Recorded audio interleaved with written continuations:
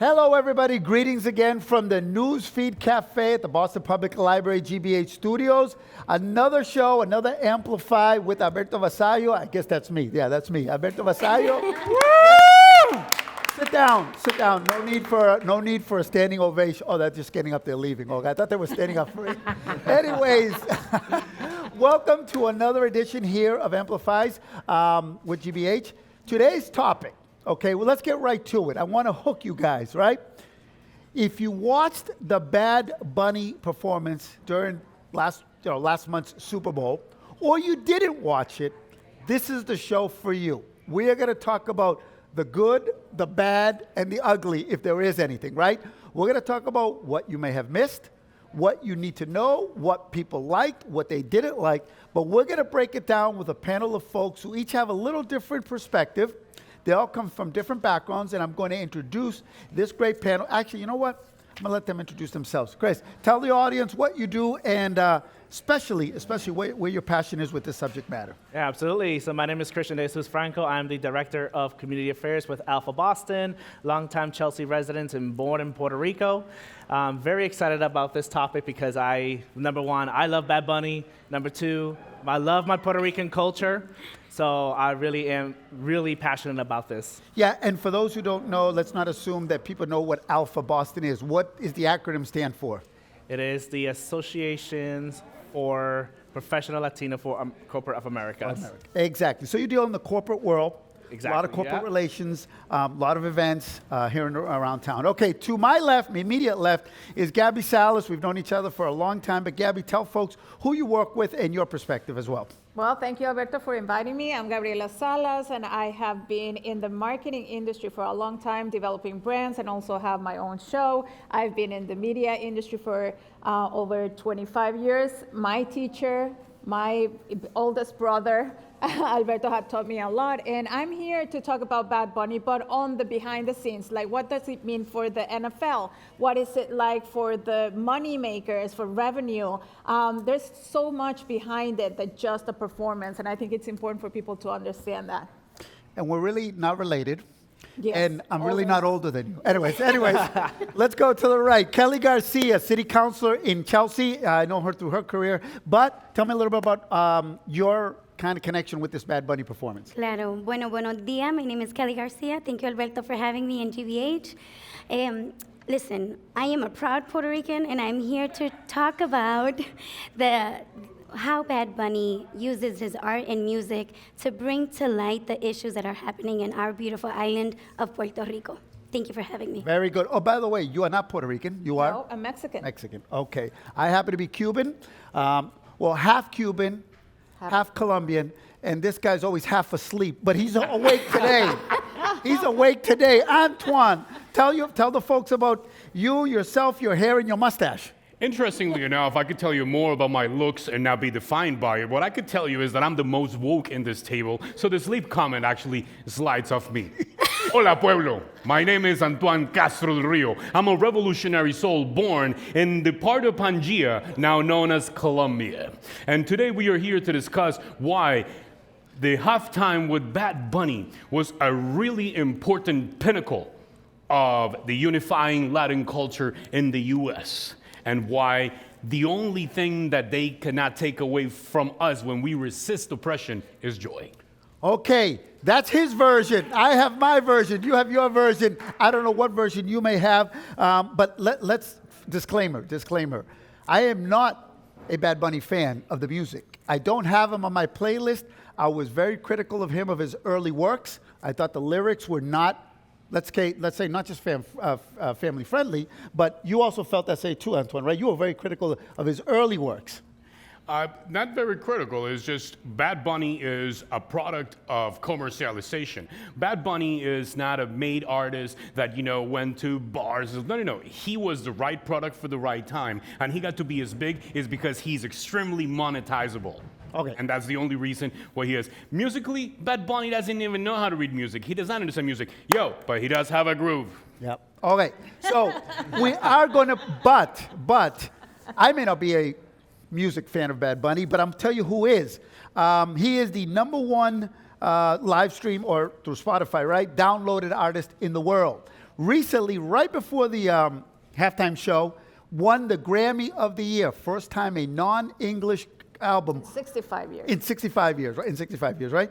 Number one artist in China had reached the week before the Super Bowl. Absolutely a global sensation. You know, it was like Bad Bunny, Taylor Swift, and Drake. That was kind of just to give you guys an idea, because I also heard people going, I don't know who the guy is. And I said, well, I bet you your kids do. Or if you go outside certain cities, everybody will know who he is. So let's get into the performance, right? We all looked at it, watched it, right? Anyways, audience, who watched it? Raise it if you watched it. Okay, so some of you did not watch it, and some of you did. The ones who did, you're going to learn something from this panel. The ones who did it, you might want to take a look back, YouTube it, after you learn or listen to this particular panel. All right, let's go with why did the NFL go with Bad Bunny? Let's go right to it. Why did they do that? That was a big controversy, right? Like they were saying, why if Bad Bunny is not American, and I'm quoting this because Puerto Rico is part of the United States, why wouldn't he be performing? And I believe that they have missed the ground on learning that the NFL is a business, right? The NFL is a nonprofit organization that is looking for revenue, and there's a lot of ways of making money. The last performance, if you think of what happened, and it was not actually a performance, it was Taylor Swift in her engagement with the Chiefs last year with a Chiefs player, that created commotion. That raised so much awareness within the female and the younger generations that they thought, like, what is it gonna be next? How can we grow and make it bigger? So Bad Bunny was definitely the choice. Now, the one thing that people don't understand is that if you look into college football, the college students are Latinos. 47 NFL players were Latinos this year. So it's not just about generation in music, it's what's happening with the industries, what's happening with the population, and the NFL had to get it right. You can't go wrong when there's votes and there's people that are watching it and they're Latinos. So one of the points is it was a marketing tactic that stems from an acknowledgement that America's changing demographics, and they wanted to go younger, right? Correct. So we understand this was a business move, or as you would call it, a capitalist move, right? Right? Yeah, capitalist move. Okay, all right, so let's establish that. All right, so he was the artist to be if you're going to expand the audience. Now let's get into the performance, who watched it, why people were against it, and so forth. My man, you said you're a very proud Puerto Rican, so I'm gonna defer to the two Puerto Ricans here of what it made you feel and why was it so important for you as a Puerto Rican who is part of the United States, by the way. Tell me. So, the representation, what Bad Bunny did, I just think that we're all forgetting that Puerto Rico, yes, it may be a lonely island surrounded with other islands, and people would think, oh no, Puerto Rico is just another country. No, we're not just another country. We're also part of the United States. We are U.S. citizens. We have fought every war that the United States has come to us for it. And I just think, we have a lot of culture. We do have a lot of rich history. But with Bad Bunny, what he really brought in and what he showed during the halftime show about the sugar cane and about, what we do as a culture, that represent yes, that's us. We're Puerto Ricans. But let's break it down. This is why I had you here, because there's two young men over there. You guys raise your hand, right? You guys watched the Super Bowl, right? Performance, right? They don't understand what the sugar cane meant. They don't, I don't know how it made you feel when you saw the old guys. It was only on for like 2 seconds playing dominoes. The nail polish place, the coco frio, right? The piraguas. Let's explain a little of these cultures. Well, I'm glad that you're touching that topic. And before we go into the history of it, you have to see also how it was televised. Because most of the people that were at the stadium, they didn't get to see what we saw. Right. And there's a purpose. Yep. Because nowadays, what's really spreading the word out? Social media and visuals. So if you think about, I mean, I've attended several Super Bowls, and it's very different when you're on stage. It happens all so quick. Yep. And in this case, it took really long time to set the stage up, but it was because of the cameras, because of the social media, clips that could happen from there, and that's what's going to happen, you know, the viralization of the conversation. So, Short comment before you continue, Yes. Alberto. So everyone talks about the sugar cane, you know, the kid in the chair, the cultural, but they had these light poles that exemplify the current energy crisis Hold on. in Puerto Rico created by the United States. I want you to government. report this. Hold on. Yeah, no, I want you to expand on it. And the other part that was really important is when it was televised, when Bad Bunny and all the dancers raised their fist as a sign of revolutionary, they cut off that TV. all right. So that was not yeah, televised. because it really wasn't political. The way I looked at it was more cultural. But there is a cultural phenomenon that I want you to speak to, which is, what did you see him climbing up the telephone pole? Okay, there's a reason why he did that, right? People didn't catch on that, right? The vendor society that Puerto Rico is a part of. When you saw that, and try to break down and explain to the audience a little of these nuances. I'm not Puerto Rican, but my hair stood up, right? When I saw my grandfather playing dominoes. When I was growing up, a lot of my classmates. still play dominoes. Yeah, we still play. They didn't know what dominoes was. To see it on such a large stage, part of that culture. So you speak to that because you more than anybody saw that. Sure thing. So, you know, as a proud Boricua, when I saw the sugar cane, the coco frio, the multiple different cultural aspects of our beautiful island, I got that same reaction. Ay. Chills. You got Yes, chills. I got the chills. But let's dive into history. Puerto Rico became a colony of the United States 1898. Fast forward to 1917, they were granted citizenship. Fast forward to 1947, the gag law was put in place, and what did that mean? Puerto Ricans were not able to represent their flag, couldn't sing the national anthem, couldn't do anything related to Puerto Rico. For 10 years that lasted, and our ancestors, this was only about 70 years ago, so it's actually not that long if you think about it. My great-grandparents were put in prison because they were raising their flag. And so when we saw Bad Bunny in my household, it was we were crying, right? Because it was the largest stadium in America. Our little island is there. But Bad Bunny didn't only stop there. At the end, he brought a message of unity, and you'll probably get to that. But I want to speak about that because it is incredibly important to know why, you know, there's a bigger message beyond just Puerto Rico here. He brought he even mentioned Canada. He brought out all the Latino flags, Latin Explain American what flags. America is, right? In general, the entire continent. America now, we are the second growing population, and it is important for folks to know that. So there's a couple points too, right? Just contextually. Puerto Ricans, and we know this, if you've been to the South End, and many of you may not visited the Puerto Rican Veterans Monument, there is a historic statue, very nice, and it has a female and a male Puerto Rican because the Puerto Rican population has served in every American war. They are one of the most decorated segments of our population. That never gets really talked about, right? And in this message of unity, you know, I had a young man from Guatemala who works at Mundo was an intern. I also have a cousin who's from Ecuador. They were so excited to hear Guatemala just pronounced or Ecuador on the Super Bowl stage. They were like, we'll never hear it again. So for him to go through each Latin American country and kind of say, we're all united.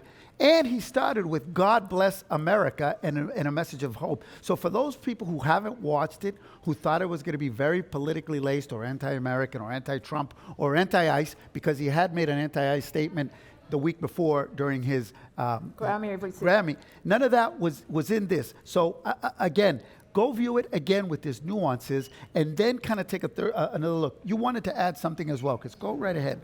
Yeah, so something else I do, you know, when you mentioned about the wars that Puerto Ricans have served, you know, think about, you know, my great-grandfather, you know, my uncle, my aunts that have served in the U.S. military, and my family, yes, we are very, you know, we're veterans. We're very strong about joining in the U.S. military force. But then we also think back of the history, like, hey, you know, My great uncle, he served in the Korean War, Vietnam War. They served all these wars, and then we're forgetting that, hey, don't forget that Puerto Ricans have sacrificed and left their homes to serve the country. Exactly. So all of this, and there's still more. There's stuff that might have gotten lost in the translation. So did you see the football? Yeah. It was on for just a second, but if you go back and stop it, do you know what it said on the football?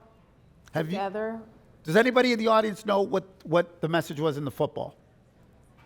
Very little people got it, right? You didn't stop and click it. What was it? Together, something. Together we are America. America. Okay, very, very, very quick reference on that. Again, he came out with God Bless America. He led a parade of Latin American flags shepherded by Old Glory, by the American flag. So there was a lot of nuances here of unity at a moment where we're so divided. This And message was unity. you also, we have to reflect the fact that Lady Gaga was performing, and she performed on a salsa version of her own song with Bruno Mars.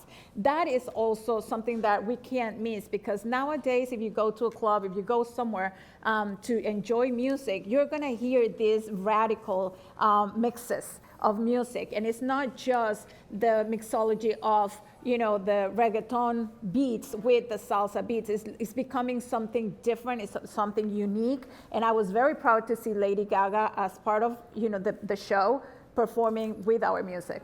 Go ahead, Antoine. We must acknowledge that it was very popular because all of those people from all over parts of the Americas show the migration history of the United States. Let's not forget that where we are sitting, this is the land of the Wampanoag tribe and the Massachusetts tribe, the people of light that have resided in this specific area for 12,000 years. That is 120 centuries. The U.S. is not even 2.5 centuries old.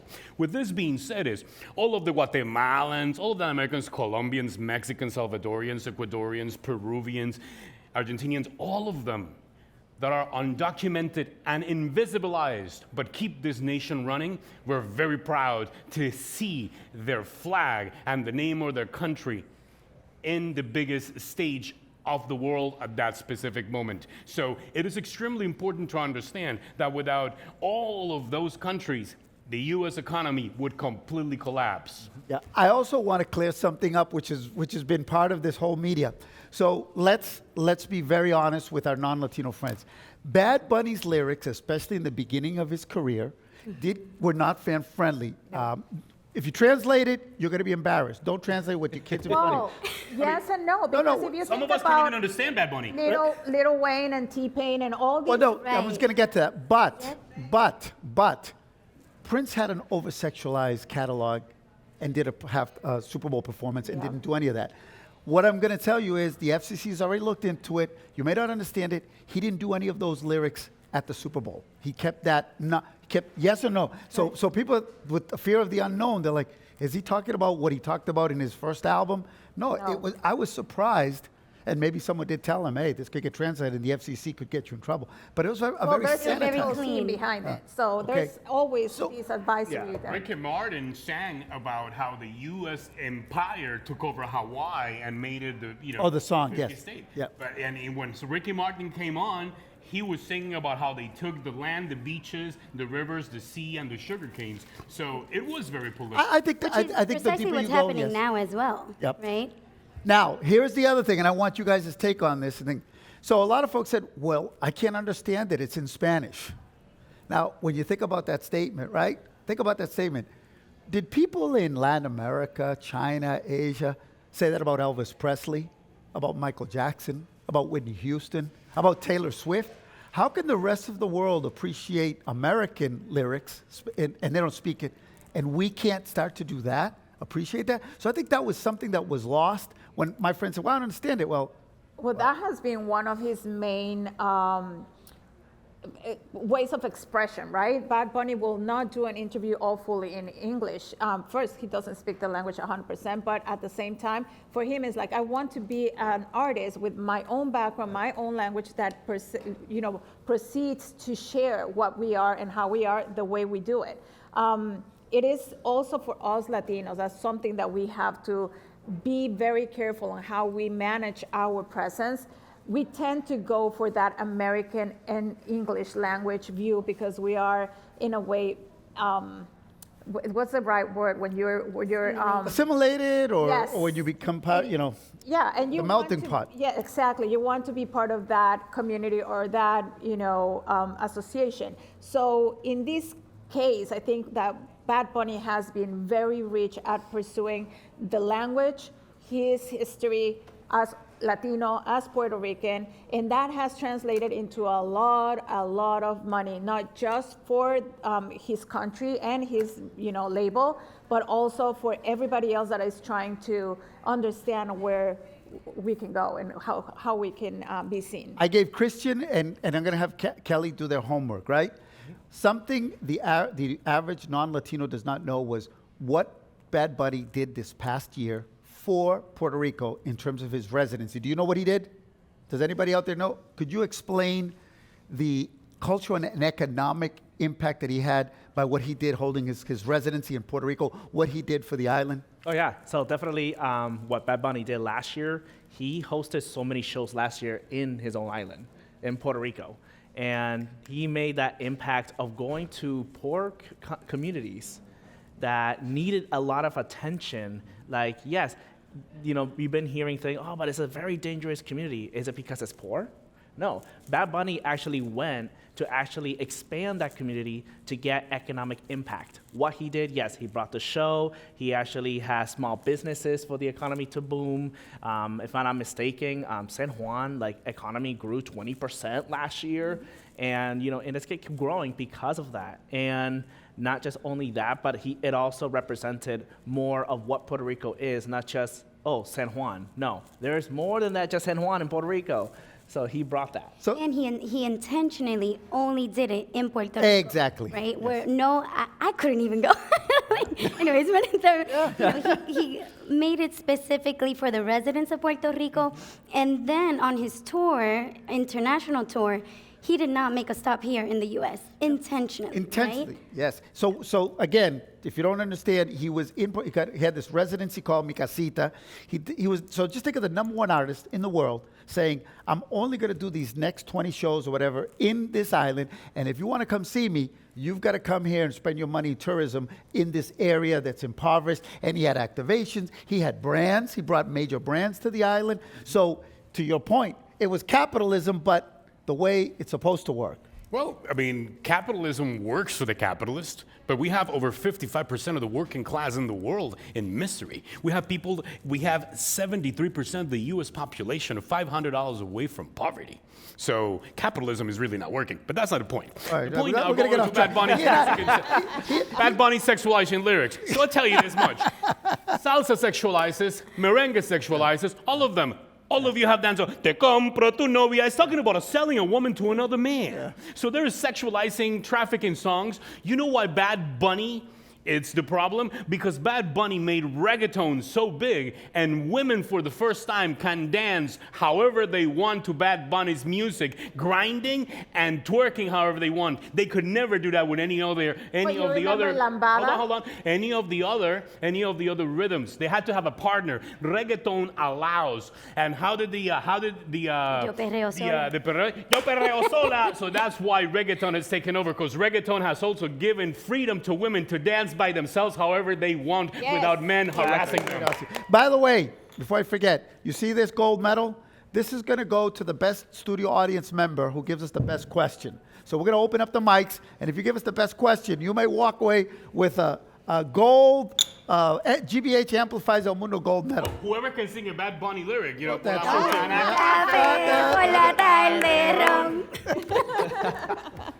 All right, so let's open up 4 questions. So if you have some questions or comments, but anything else that that you'd like to touch about, because there's so many different angles to this. What has been? Go ahead. There's one point I'd like to make, and this was briefly mentioned a couple times, but the light scene. The light pole. The light pole, right? It is, my mother currently lives on the island of Puerto Rico, and the amount of power outages she goes through, she has gone through, I mean, I've had to purchase a new refrigerator for her on multiple occasions because It is so frequent, and this was right after Hurricane Maria when the electrical company was privatized by Luma. And so Bad Bunny not only brought art, culture, music, unity, he also brought to light the social issues that are currently happening in Puerto Rico as we speak, and that is probably happening worldwide, on an international level, right? And so I just want to shout him out for that. Good. We have questions. We have questions from our studio audience. Yes, sir. How you doing, young man? Fine. I wanted to go back to those light poles. They were configured in a way, they also reminded me of crucifixes in Puerto Rico being crucified. I don't know if you had the same take on it or not. Yeah, that's a new take, right? I couldn't hear his question. He said that the light poles, also when he watched it, he saw almost like a reference to the cross, to the Catholic cross, to the crucifixion, right? That's another good point, maybe, because Puerto Rico is, by and large, mostly Catholic island. Yeah, that's a good point. Yeah, so I can answer to that one. So yeah, Puerto Rico, it has a really huge Roman Catholic, tradition. Legacy, yeah. Yeah, and it's really huge there. But, going back also with the power outages, like, yes, we do lose a lot of power outages in Puerto Rico. Like last year, I experienced it for like 2 days, like power going on and off in Puerto Rico with my grandparents, and I went there visiting in San Juan. And then here I am thinking, like, I was telling Callie before the show, I was like, thinking, like, I am sitting down in Puerto Rico, and here, like, the U.S. government is giving so much money to Puerto Rico. Like, where's the infrastructure happening in the electricity? And it's been getting so bad because of the privatization in Puerto Rico, what's going on. And then the majority of stuff actually, like, is coming in Puerto Rico in place when it comes to, like, technology-wise. It's not really coming directly from the United States. It's coming from other countries. Exactly. So to use the language that Alberto likes, is the capitalist private entity stealing the public money, right? Yes. Yeah. It is the capitalist entities stealing the public money. Your taxes are stole by those companies, and that's why Puerto Ricans have no electricity. I was going to say that if you've ever been in Puerto Rico, it's almost like in early November when they start celebrating Christmas. And we have the longest Christmas yes, we celebration do. in the world. Yes, the longest Christmas celebration in the world. So it is a I very... had the beautiful opportunity of spending New Year's Eve out there in Puerto Rico. It was 10 days, and it's just a gorgeous opportunity to get the feel of what people really celebrate from, the New Year to Three Kings, but also the different scenarios that you can be. You can be at a beach, you can be at a river, the mountains, everything is gorgeous. But I don't want to stop this show without mentioning also the importance of the Spanish language when it comes to televising these sports in entertainment shows. So the Super Bowl was also for the first time broadcasted in Spanish. So if you think about Telemundo, they spend a lot of money to get the rights to televise the broadcast of the Super Bowl. Yeah. That tells you that 1 out of 4 Gen Z people or young people are Hispanic. We are $13 trillion buying power. And of course, the brands are going to want the audience that is going to spend and that is going to show loyalty. Latinos are very loyal when it comes to brand and to select their products. So of course they're going to spend the money, and they're going to invite Latino performers. I have a Puerto Rican fact whenever you want to. You've got a Puerto Rican fact. I've Puerto got a Rican fact Latino is fact. Puerto Rico has the largest amount of Christmas songs ever written in the world. I didn't know that. If you really want Christmas music, it puts to shame any other language. It is true. For those of you who don't know, I'm also a professional musician. That's why I know that fact. Yeah, no, but it is known. But I will say, we've said this before here on GBH, and maybe it's great to kind of put this through in perspective. If we were to put anybody who identifies as Latino in the United States, and remember, doesn't mean immigrants. I'm first generation. I was born in Boston City Hospital. You were born in Boston, here too. We consider ourselves American, Bostonian, Latino. But if you put all of us, you, all of us, on an island, our gross national product would be the 5th largest economy in the world. Bigger than Mexico, bigger than Canada, bigger than Germany, bigger than France. Yes. So you've got to understand why the NFL did this for marketing purposes, to your point, right? This is a new market that saw itself reflected in this traditionally non-Latino stage. The only thing I missed in the Super Bowl was the Latino narration. When you're looking at a soccer game, you're like, y adentro la lleva Rao, que la pasa hacia arriba, viene de nuevo, la para de Velázquez, Pérez que va hacia atrás, defiende Vasallo, que se viene con Gaby, Salas que viene hacia adelante, tiro esquina. That's We would love to soccer. hear That's that why we on the have the- football, right? Viene el mariscal de campo, toma hacia atrás, 3 yardas hacia arriba, la pasa al frente, la recibe, pero es intercepción. Adelanta 45 yardas, estamos muy, muy cerca del touchdown. You got to see the Marcelo Hernandez hired. on Saturday Night Live. You see that one? Yeah, he was like, Kevin Hart is fail. Kevin Hart is fail. What did he say? That's good. We have another question? Yes, I did one time watch the Super Bowl in Mexico. Yes. And this is an audience that this, this program, especially with Bad Bunny, reached many, many people outside the United States. Probably the largest halftime show audience ever for the Super Bowl. I do have a question, and that is, there have been different occasions where there have been referendums taken in Puerto Rico about statehood, and it seems up to this point they keep voting in favor of the Commonwealth status as opposed to being a state of the United States. And I was wondering what the take of the panelist is on that question. Thank you. That is a great question that here in Massachusetts, I'm just going to say this because I've been reporting on this for over 25 years. Many of my Puerto Rican friends, have a more of an independence tendency, but it has been traditionally a very small portion of the votership. They either go statehood or Commonwealth. So it's good to get your perspective, because if I ask all my Puerto Rican friends here, they go, oh, we want independence. But if I go to Puerto Rico, They don't. they're going to say, no. We want either statehood. I want to be Hawaii, which there are folks who hate it, but there's folks who want to be the 51st state. And some, which keeps winning, stays the same, which is a Commonwealth. So you as an independista, I know your family's record on that. How do you answer that question? You know, when we think of, and this is how Ricky Martin mentioned it, right? If we were, my fear is losing our identity. And being pro-independista for me means keeping that. Being independent, we were before we were colonized. And we were quite successful at it. And so, and transparently, I would actually like to hear what other takes are on it. And so, yeah, I would love to hear what you were saying. So, I bet you I know what you're going to say. Puerto Rico libre y que vivan los macheteros. I know it. The machete-wielding cane sugar workers, long life to them. Now, first, let's remember that California, Texas, Arizona, Nevada, Oregon, Wyoming, Florida, Alabama, that was Mexico, baby. It's not Oregon, it's Oregon. So why they made those states and not Puerto Rico? That's a long discussion, but I can tell you this. Puerto Rico and Hawaii are military seapoints. They were colonized because they needed to defend themselves against the threats that could come from whatever they always make the lies from. Because one thing we could say, the Washington Consensus give the right to the United States Navy to be the police of the sea waters, and that's why they were able to take Hawaii and they took Puerto Rico. But I think, and I'm going to send the question to you, and then you can chime in. But he just pointed out, but when you give the Puerto Rican people the opportunity to vote, Yeah. right? They consistently vote overwhelmingly either statehood or Commonwealth. The independence is tiny. Yeah. And I can share my point of view because I have family half and half. Half that they want statehood, half that they don't want statehood.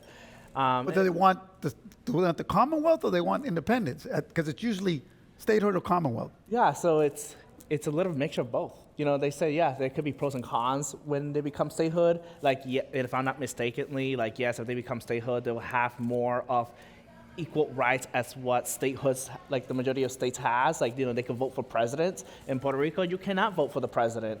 But we can vote during the primaries, but we cannot vote for the actual election. But you don't have federal taxes either. Exactly, we don't have federal taxes, so that's the only thing. Yeah.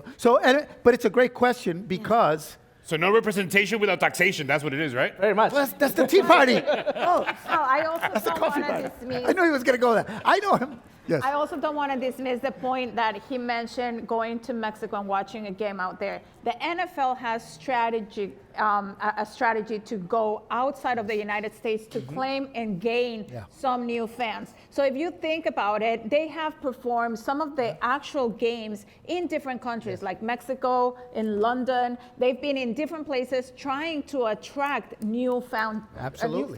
Yep, absolutely. The Patriots played in Mexico. Yes, sir. Another one. Wow, you look just like the other guy that asked the question.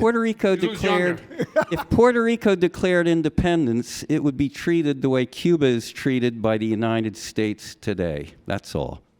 Wait, I'm Cuban. You want me to address that? No, I'm just kidding.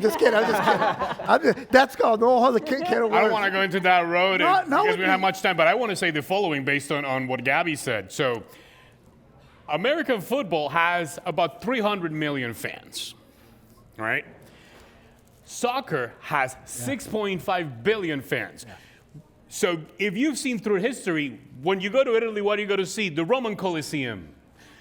Entertainment is at the core of society and always will be. They know that it's monetizable. They know it's important to keep people entertained and distracted. So this is also a distraction to keep us appeased and give us the joy so we don't complain about the dire situation of our everyday lives all the time. But what we can say is that's what also soccer is coming to the U.S. in huge numbers because it's monetizable. So in the end, this is pan y circo, bread and circus for the people. And the bread and circus, as much as this time was very appeasing to the Latino community, I'm going to back what that man said. If Puerto Rico became independent, they would block it and they would make sure that it goes in the same condition as Cuba is. Because Cuba is currently blocked. If Cuba wasn't blocked, it will be a world power. Okay. Everyone's entitled to their opinion. Mr. Barros. Yes, thank you so much, Mr. Vasallo, and your distinguished panelists there. I really enjoy your comments. I was wondering if we look at this Bad Bunny explosion as maybe something that historically has been happening for a while. If you go back to Fania Records, you go back to the early days of Latin freestyle, you look at all the artists like Jennifer Lopez, Lisa Nicole Jam, she has a documentary. And then in the streaming era, you got many artists who are Latino. I actually did a quick research. I looked at the top 10 most streamed YouTube artists. And I believe 6 out of the 10 are Latino artists. Yep. That includes Colombia. You've got people like J Balvin. So is it important to kind of re-educate this narrative to say, look, it's not just about Bad Bunny. You got many artists who are Latino descendant over many years who have contributed. And we have someone on the Mexico, right? So Bésame Mucho is one of the most well-known Spanish songs all over the world, right? That's a Mexican-derived song. So is it important to kind of use this Bad Bunny momentum to kind of ride his coattails and say, look, there's a lot of history that a lot of people didn't know about Fania Records, about Latin freestyle. There's a lot of things we didn't know about the salsa movement.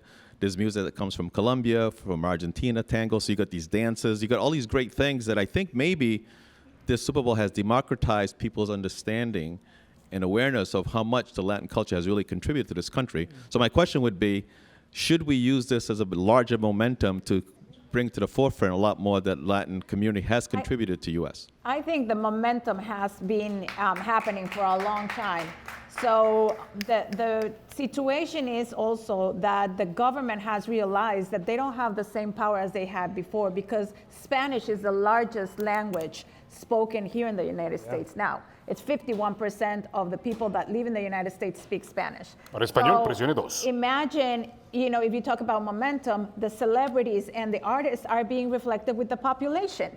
So Jennifer Lopez is a good Puerto Rican, that New Yorican, that has been carrying the pride of Puerto Rico for a long time, but so has many other celebrities that you cannot untie with the music. Like John Leguizamo. John Leguizamo has been very big and advocate into the Latino community. And something that should not get lost, and I'm glad you brought up all the different genres. So again, remember I said Bad Bunny's not on my playlist? You know who is on my playlist?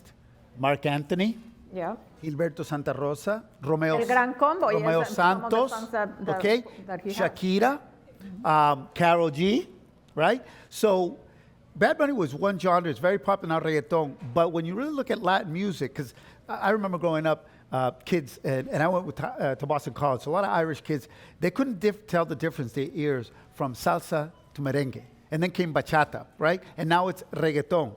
It's so different. In Colombia, and if you go to East Boston now, Revere, you're going to have vallenato, the Wonderland Ballroom. So it's very, very wide-ranging, the different genres. And as we know, Antoine, you can confirm, there are Latinos who don't like Bad Bunny's music at all. Don't even talk about the music. Look at what happened just this weekend with Marcelo Hernandez. Marcelo Hernandez is half Cuban, half Dominican. He just broke the record on sold-out shows at the Wilbur Theater. He is Right here in a town. Hispanic comedian, Yep. and he is, breaking records. I think that we just have to pay attention to where the demographics are, and with inclusion, we don't have to just push away the people that are not understanding our culture or our values. I think that we have to integrate them and educate them. Touching on the music. So salsa is called salsa because salsa means sauce. When La Fania was coming together, there was a mixture of cha-cha-cha, guaguancó, son, and I'm not going to expand, over 25 different African rhythms that came from the enslaved people that were kidnapped from Africa. Only 14% of the enslaved people came to the U.S., and they came in 1619. The first African nation, which happened in Colombia, the Palenques, they got freed in 1604. The other 86% of that population went to the Americas and to Europe. So there's a huge mixture that we bring from that music. But also, Estanislao Zuleta, who is a Colombian philosopher, said the new age man comes from the Latin Caribbean. Why? Because we have European white blood, African blood, Asian blood, native blood, and of course, that's called Latino, and that is what you're seeing right now, the new age men on this area of the world. Young lady, you have a question. I watched the Super Bowl halftime show and I loved Bad Bunny's performance. I loved the choices that he made, and one of them being that he included Ricky Martin in his performance. And he was one of the first Latin Americans artists to truly break and was the pioneer for a lot of these, for the Latin music revolution. Do you think that the NFL and like other platforms should really emphasize on the pioneers who tried to get into break through these industries and these obstacles? Because I thought that they did a great job of doing that. Everything is revenue related. Everything is back to what's going to get the most views, the most money, because those shows are expensive. I mean, like the production of those shows are extremely expensive. And if you think about just the viewership and the digital segregation of all those point of views are gonna bring you to who is the most relevant artist and celebrity right now. Why am I thinking that Bad Bunny was a great choice? Because Bad Bunny had just got the new album, Yep. and that new album included music, salsa music from El Gran Combo. So you get the audience, the older audience, the parents, the grandparents, you have the younger, teenagers, and then the youngest ones that are also athletes. With that said, we are going also into universities. And in universities, you're talking about 4,000 athletes that are Hispanic in universities that are actually playing football. So think about what the next generation is. They're not thinking about what you think right now. They're 5 years in advance. They're ahead. So for us, we have to keep in mind that this is a business. It's revenue generated, and also the brands want to see results. Why is it so expensive? Why is it so expensive? What, the show. Everything. Oh, the Yes, production. Labor is the only thing that manpower. costs. Yes, The manpower. only thing that produces wealth is labor. Without the labor of someone, nothing happens. But it's all about revenues and profits. So the most expensive thing is always labor. But let's remember that those profits are the labor that was unpaid to a lot of people. by the way, there was we did. Well, Bad Bunny was not paid for the NFL. No, but we did make. Oh no, everyone else who worked behind Yeah, it. no, there was. It's He's a all superstar. He hasn't volunteer. need. I'm talking about the volunteers. working class that put everything Volunteer. together. Yeah, but the NFL is a for-profit entity. I think that's what you meant to say. No, it's non-profit. It's non-profit. The NFL is a The non-profit. NFL is non-profit. That's Yeah, right. it's a non-profit. They're non-profit. Just like They don't pay FIFA. taxes. Yeah. They don't pay taxes. FIFA is Yeah. non-profit, but it has an endowment of I'm becoming a 211 revolutionary billion. now.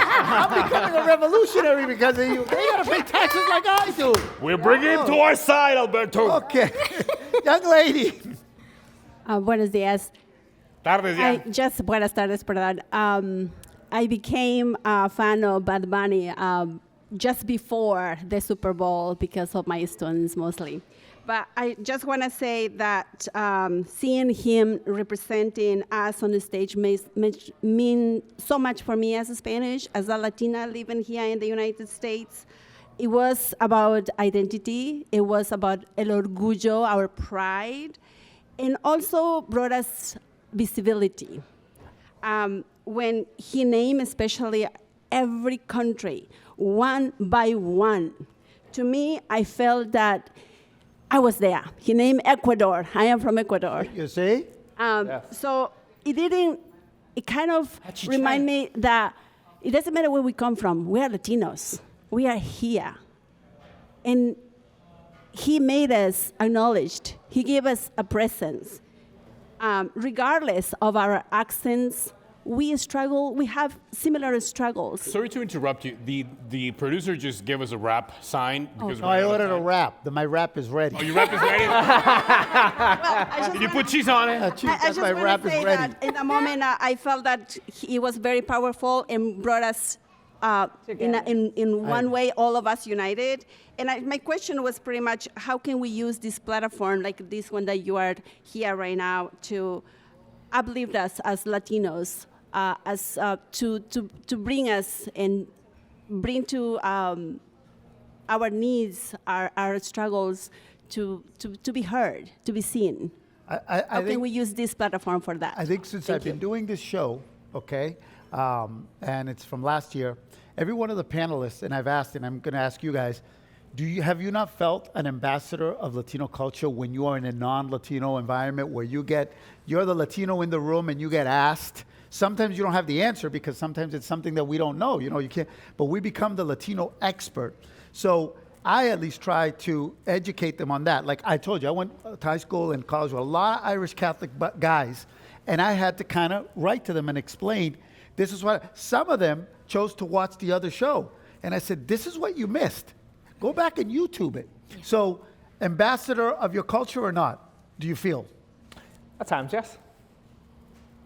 Great do you answer. mean at times? Great answer. Great answer. How about you? Oh, I feel very much so. And you know that as a Mexican and that I don't look as a Mexican, I always have different ways and different platforms to showcase my heritage. No, we're going to do a show. Sandra and I are going to put a show together and of what it means. What does a Latino look like? Because she just said Exactly. he doesn't look like Thank a Mexican. you, Alberto. Well, to some people. Some people. To some people, but someone who knows, you know that you can be Latino and you can be very black or very white or in between or even have Asian features, right? We've seen it. So we're going to do a show here on GBH on what it means to look like a Latino. But go ahead. What was the original question I asked? Oh, you an ambassador. Claro que sí. Always and every day. Whether it it doesn't matter the space. I was an educator. I taught for 8 years. I was a proud and am a proud Latina in every single space that I'm in. As a city councilor, policies that include the voices of our Latino population, which predominantly we are 87% Latino in Chelsea, I make sure to bring those voices to the table to ensure that they are represented in every single policy that we develop on the city level. And I know you are very passionate. And Por supuesto que sí. Not only an ambassador, I want to answer the woman's question. To answer your question, I'm going to quote Bad Bunny when you said, like, what can we do about this? Por la mañana café y por la tarde ron. Y debiste tomar más fotos mientras pudiste. Make sure that you don't let history die, because history is what's going to save us. And touching back on what Alberto said, the ambassador, that's why Stanislao Zuleta mentioned the new age human, because we are every single ethnicity in the planet. You may go to other places on the planet, you don't find the diversity you find in Latin America, not even in the U.S. You find that diversity in the U.S. through Latin America. Yep. And we missed the fact that Bad Bunny ended the show with love. Yeah. The message about love. And I think right now at this time of day, we need to encourage and show kindness, show love, bring all those that are together, educating them with love, not with aggression. And with that, we will end this show, but we've got to do that. What does a Latino look like? I like that one because that's going to be very interesting. Yeah. And it's funny, and we'll end it with this so you can ponder, right? when we come to this country, well, I was born here, you were born here, right? But when our parents come to this country, when they're home, they're Cuban, Colombian, Dominican, Mexican, Costa Rican. When you come here, you're suddenly Latino. Yeah. You're suddenly put into this group with other folks. I lost my accent. But also, You gain a new one. but think about this. Think about how ironic this is when you see a very white, fair-skinned Latino with blue eyes and blonde hair say, yeah, but the white people in this country, oh, wait a minute, I thought you were white. Because we are not a race, we're an ethnicity, right? We represent many races. Or you see a very black Latino say, yeah, but the blacks, well, wait a minute, aren't you black, right? It's like that. So we're going to talk about that in our next show. So thank you. By the way, could you give this medal to the young man right there with the 3 questions? Yeah, he gets the question. There you go. Cameo experience by Juan Jose. Over there to the young man right there. This WGBH should have this. You say, y esta ha sido una transmisión de WGBH. He's hired, Alberto. He's Oh, he's hired. awesome. He's my buddy. He's my buddy. He's my buddy. Well, thank you. Thank you, Chris. Thank you so much. Thank you so much. You have a good time? Oh, I did. Gabby, awesome to have you here. Thank you so much, and I hope that you guys can share this information. Don't let it just sit here. Just share all that information because it's very valuable. Yeah. And one thing, and I forgot to say, that Bad Bunny said his whole name. Oh, yeah. He said his full name to let you know. What is his full name for the record? Benito. Antonio Ocasio. Benito Antonio Caso Rivera, no me There we acuerdo. go, qué. yes. I don't We remember. don't have enough time for the show to put his whole full name. But yeah, so just really quick, it's just that he just said, like, don't be afraid to be yourself or show you who you are. Be proud of your being Latino culture. Because you know what? After he said that, I was like, you know what? I'm going to go for my full name. Crisia Bimelecta Jesus Franco, because that's my name. Gabriela, tell us your full name. Gabriela Salas Bisuet. Albertito. I actually have no middle name, no second name. I'm very simple. Alberto Vasallo, but I am the third. The third. But I am the third. Yo, Kelly Chaney García. Y mi nombre es Joseph Antoine Castro del Río Bejarano. See you later. I'll talk to you next month here on GBH Amplifies from Newsfeed Cafe. Goodbye, everybody. Thank you. Thank you for tuning in. Good show, everybody.